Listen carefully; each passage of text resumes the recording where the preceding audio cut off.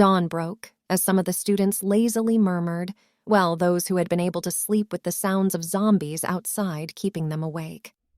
Na-Yeon was laying against a wall on the floor with Cheong-san sleeping, resting his head on her lap. Anjo was sitting right next to her, and those that had been able to sleep started to wake up. Na-Yeon opened her eyes, and she looked around before looking down at her lap. Cheong-san still looked tired, as if the life was drained out of him. She could remember his muffled cries throughout the night as he kept on uttering, "Mom, Mom, Mom." She saw him open his eyes, and he gave her a small smile that didn't seem to reach his eyes. "Morning," he said as he got up quickly, looking around at the rest of the room. Everyone was once again sitting dejectedly in the room, now only joined by a few new faces. Woo-jin was happy as they had found his big sister, and the small group was chatting about something, but Cheong-san chose to focus his attention elsewhere. Namra was sitting with Soo-hyuk, their hands laced together as she was thinking of what to do next. Namra could smell Guinam nearby. Most likely he was roaming around trying to find the path of least resistance into here. But she chose not to tell the group. What was the use of worrying about something like that right now? She could feel that her hunger had grown, and now she didn't know how long she would be able to hold out. Only the calming touch of Soo-hyuk's fingers stroking her knuckles was helping her keep those thoughts at bay. The power seemed to be calling to her, telling her that she could easily eat anyone in this room if she— "Namra?" Soo-hyuk asked, breaking her out from that dangerous train of thought. "Yes, what is it?" she asked back, with some semblance of calm restored on her face, but she could tell by the look on his face that he didn't fully buy it. "What do you think we should do next?" he asked, and she was grateful that he didn't question her strange behavior, although a part of her wished he had so she wouldn't be a danger to them all. But what was the plan now that everything they had set out to do always blew up in their faces? She didn't need to answer, though, as the sound of Jun-young and the girl, was it Park Mi-jin, were arguing about how they could get out of this room. Her staring at the two arguing drew Soo-hyuk's attention to them as well as everyone in the room. "We can just stack them high and move out." "No, that wouldn't work. It would be unstable and could topple over easily if some of them try to push it. But it's better than them being able to just climb over it." The two kept on shouting at each other till "Enough!" Hari shouts immediately shutting the two up. Hari walked over and looked at their two plans before she turned to face the rest of the group. "Okay, you have both seen their plans, so which one are you willing to bet your life on?" she asked, looking over at everyone. "So, those that want us to do Mi-jin's plan, raise your hands." She waited as she took count. "Okay, and those that support Jun-young's plan?" A lot more people raised their hands, including Soo-hyuk. His plan was better, as it meant they wouldn't have to split up as much and could all stay in one barricade. Mi-jin just smirked. "Let's hope that your plan doesn't get us killed," she said angrily, moving past him. So the plan to build a mobile shield that they could all fit inside began, with everyone helping as fast as they could. They wanted to make sure that they got this done during the day, because if they messed it up, then doing it at night from their previous experience, they knew they would lose more people. It was just approaching the afternoon when they heard some siren in the distance that quickly faded, which was odd, but what was more important was they had done it. They nodded at each other as if they silently were hoping to communicate their hope and prayers to survive. When the door opened, the zombies immediately rushed toward them but clashed into the barricade. Dae-soo and Woo-jin were at the front and helped push the first wave back, allowing for the moving barricade to come out of the room.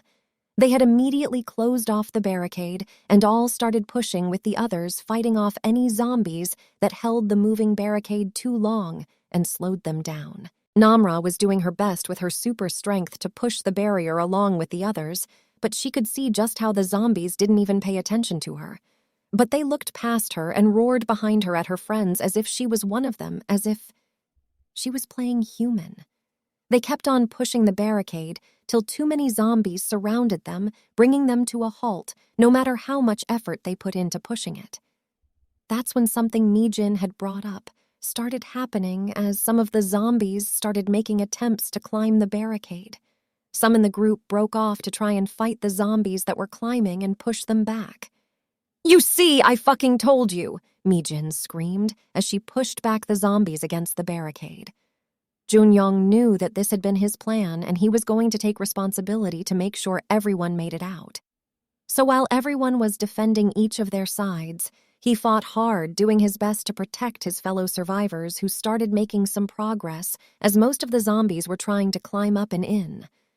They each fought hard till one zombie rushed up the barricade and climbed up with frightening speed and was now ready to leap on the first person it caught sight of, Mi-jin. Jun-young caught sight of it and rushed to defend her as she was trying to hold off the barricade and some zombies. Mi-jin saw the zombie and froze, and as it made to jump for her, Jun-young got in front of her and beat it back. He fought the zombie for a while trying to throw it out, and as they fought, it tried to make another leap at Mi-jin, but Jun-young caught it and used all his strength to push it out, but it bit into his hand during their struggle. The zombie was outside, and Mi-jin just stared at Jun-young as he looked at the bite and then stared at the group. No one knew what to do, but Jun-young was going to do his best to get them out of there. Jun-young headed for the barrier in a run, and Mi-jin screamed, "What are you doing, idiot?" as she tried to stop him but was held back by the others. Dae-soo wanted to stop him too, but when he tried to move, the zombies pushed at the barricade and he had to hold firm. "Taking responsibility," he shouted as he dove over the barricade and started pulling off and beating zombies as fast as he could. Jun-young batted some of them away and kicked away the others all, while Mi-jin screamed for him with tears running down her face to get back in the barricade. The zombies eventually noticed Jun-young and started charging at him, and although he still had fight in him, their numbers were too many, as they tackled him and he disappeared underneath a horde of zombies. Mi-jin screamed as she thought that he died because of her, but she was brought back to her current situation as other zombies knocked onto the barricade. They had pushed their way toward the exit and were now by the door, and as they worked to get closer, Mi-jin didn't know why she turned. But she looked, maybe with a little hope that he was okay. She couldn't help herself. She saw Jun-young, or what used to be Jun-young. His body had been mauled and was covered in bites and torn flesh.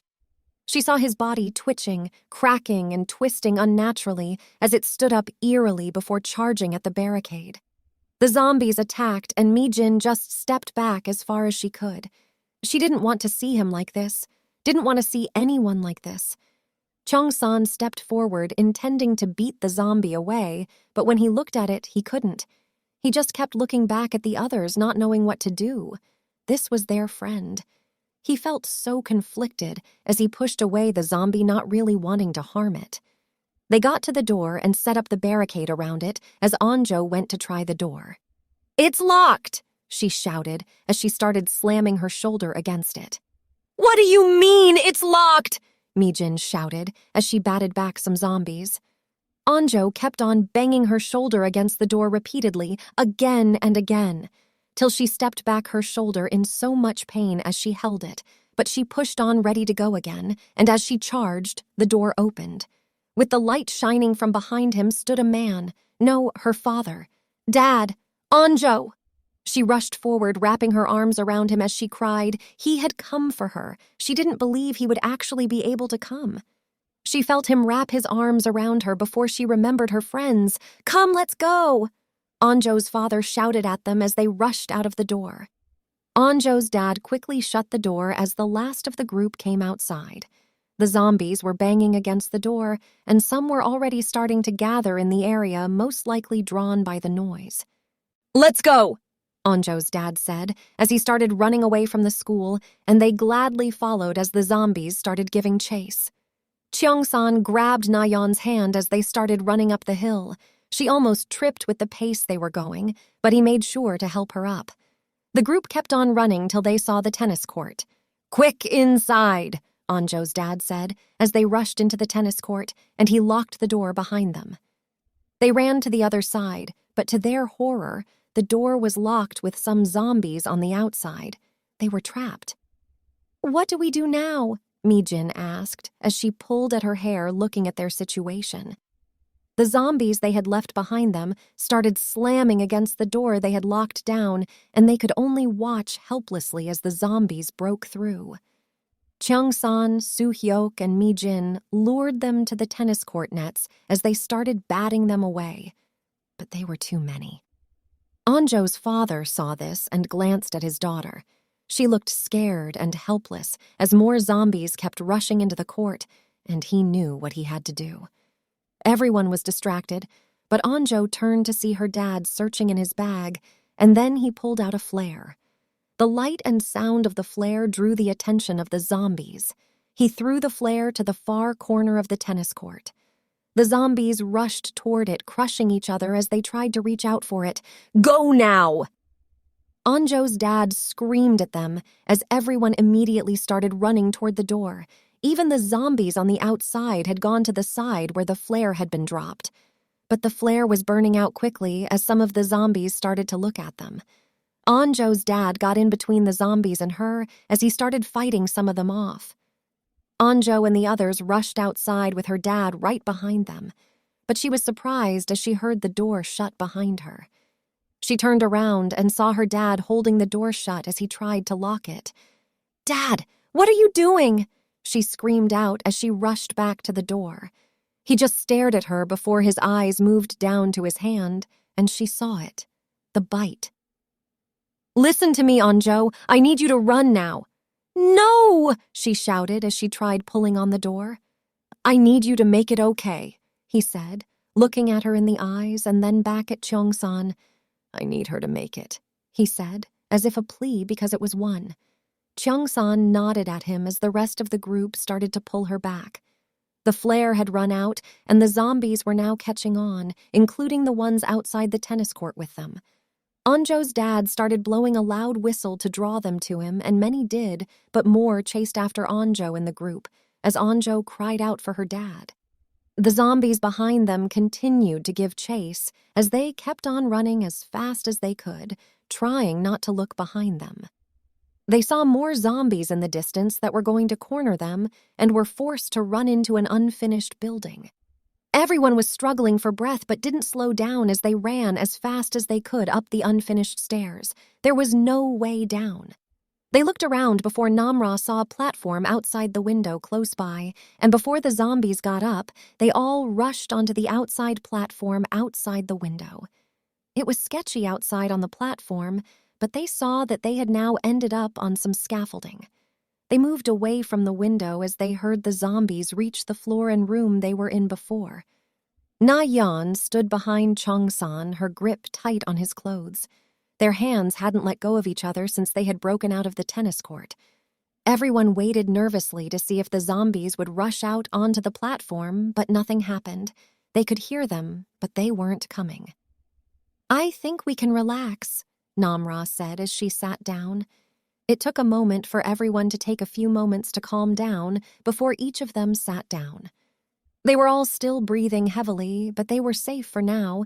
Cheong-san saw Anjo, who sat down against the wall with her arms wrapped around her legs, looking out at nothing. He tried to approach her, but she brushed him off.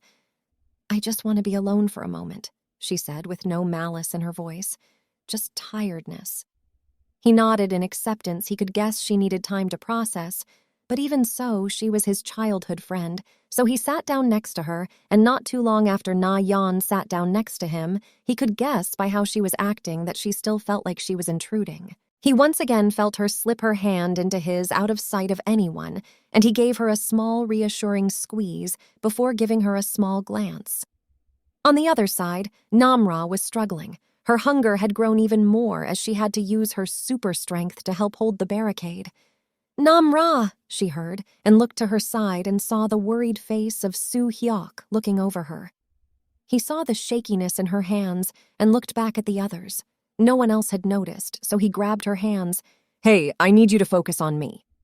She did just that. Breathing in and out slowly, she tried to focus on the blurry vision of his face, and slowly but surely it started to come back into focus.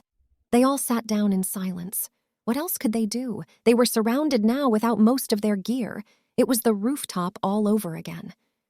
Do you hear that? Namra asked before she stood up again. It's a message. I think it's the army. That surprised everyone as they were all spurred to attention. Really, the army? What are they saying? Namra proceeded to relay the message to everyone, and with each word their faces morphed with terror. What the hell are we supposed to do now? Mi-jin Whisper shouted to the others. There was nowhere for them to hide from the bombs that the army was planning to drop on the city. Cheong-san! A loud voice shouted, and Cheong-san didn't need to even see the face to know who it was. Guinam? That bastard just can't die, Daisu said as he got up and the others got ready. He kept on shouting out Cheong-san's name till he went quiet. They held their breath. It was quiet. Too quiet. Cheong-san! A voice rang out by the window as Guinam stuck his head through the opening with a twisted smile. Soo-hyuk swung at him, but Guinam smacked him back, pushing him toward the edge, where he now hung loosely with zombies and a long fall waiting for him down below. Namra tried to attack but was kicked away into the group. Cheong-san stepped up and swung a bat at Guinam, but he easily held it and then chucked it away before starting to beat Cheong-san. Guinam slammed Cheong-san on the scaffolding and then stepped on him laughing. Na-Yeon held her weapon and wanted to charge in, but Anjo held her back. Let me go, we have to help Cheong-san. Anjo wanted to help too, but what was the point of getting themselves killed, especially with the look and smile Guinam gave them, as if he was daring them to do something. He wants us to attack, and he has got Cheong-san, she said, trying to calm Na-Yeon down. Guinam got down and started squeezing Cheong-san's neck, almost as if he wanted to enjoy torturing him before he took his eye. Namra pushed through and attacked Guinam with her power again, managing to push him off Cheong-san before she was kicked back easily.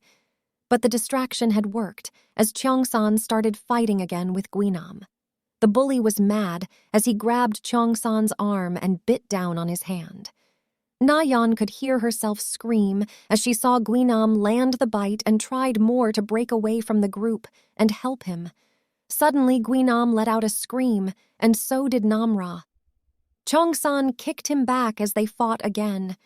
No matter how much he tried, though, Guinam powered through, and it wasn't long before Cheong-san was overpowered again, with Guinam trying to choke him out over the edge of the scaffolding.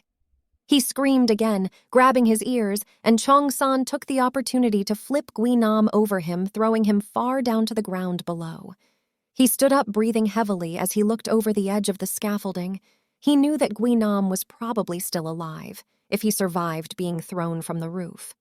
Cheong-san, he heard a voice weakly whisper from his side, and he turned to see Na-Yeon held back by Anjo looking at him with tears running down her face. Cheong-san,